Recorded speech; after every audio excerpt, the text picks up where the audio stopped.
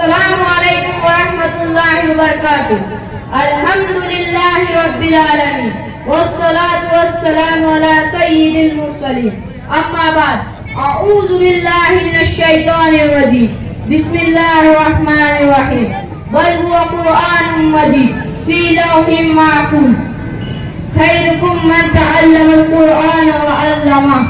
صدر محترم اور حاضرین جلسہ، آج کے اس مبارک جلسے میں آپ حضرات کے سامنے قرآن پاک کی فضیلت کے موضوع پر ایک چھوٹی سی تقریر کرنا چاہتا ہوں. دعا کیجیے اللہ تعالیٰ مجھے صحیح کہنے کی توفیق عطا کرنا. کسی شاعر نے قرآن پاک کے بارے میں کیا خوب کہا ہے کہ زمانہ آج بھی قرآن ہی سے فیض پائے گا، زمانہ آج بھی قرآن ہی سے فیض پائے گا. مٹے گی ظلمت شب اور سورج جگمگائے گا.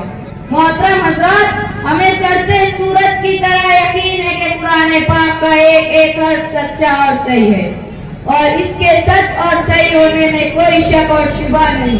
اسی قرآن پاک کے بارے میں آپ صلی اللہ علیہ وسلم نے فرمایا، خیرکم من تعلم القرآن وعلمہ، کہ تم سب میں سب سے بہتر وہ شخص ہے جس نے قرآن سیکھا اور سکھایا. اور اسی لیے قرآن دنیا کی سب سے بڑی دولت اور نعمت ہے. زمین اور آسمان، چاند اور سورج، ستارے اور سیارے، کوئی بھی اس نعمت کا مقابلہ نہیں کر سکتے. اللہ تعالیٰ کا یہ کلام سارے کلاموں میں سے افضل ہے کہ اللہ کے کلام کو سارے کلاموں پر ایسی ہی فضیلت حاصل ہے جیسے کہ اللہ تعالیٰ کو ساری مخلوق پر فضیلت حاصل ہے.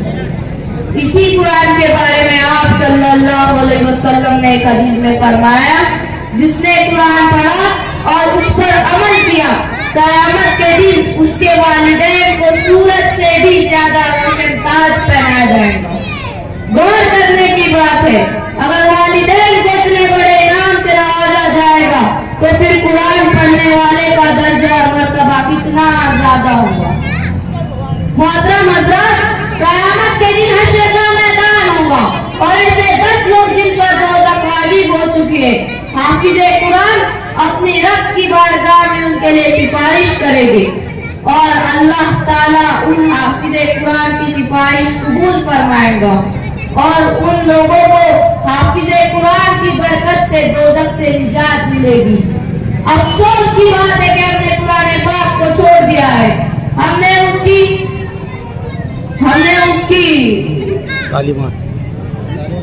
پاکیزہ تعلیمات کو بھلا دیا ہے اور نتیجہ یہ ہوا کہ ہم لوگ ذلیل اور رسوا ہو گئے، ناکامی ہمارا مقدر بن گئی. مسلمانوں سمجھو اور ہوشیار ہو جاؤ، غفلت کا پردہ اٹھاؤ اور قرآن پاک سے وابستہ ہو جاؤ، ورنہ تاریخ ہمیں کبھی معاف نہیں کرے گی. اس لیے ہمیں چاہیے کہ ہم خود بھی قرآن پاک کی تلاوت کریں اور اپنے بچوں کو بھی اس کی پاکیزہ تعلیمات دلائیں، اور آخر میں دعا کریں کہ اللہ تعالیٰ ہمیں قرآن پاک کی محبت عطا کرنا. ایک شعر پڑھ کر میں اپنی تقریر کو ختم کرتا ہوں.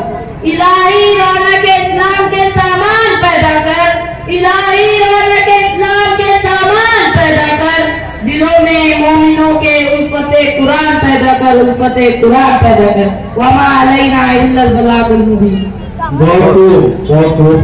ان کے شیخ ثابت ٹھیکیدار ان کی جانب سے 20 روپئے، برہان بھائی لٹی بیٹھنے والے ان کی جانب سے 20 روپئے، جاوید اللہ جی ان کی جانب سے 50 روپئے، امین بھائی جوش والے ان کی جانب سے 20 روپئے، ساجد ٹھیکیدار ان کی جانب سے 50 روپئے، شاہبدین صاحب ان کی جانب سے 20 روپئے، ببلو قریشی ان کی جانب سے 50 روپئے، شعیب سوداگر ان کی جانب سے 20 روپئے.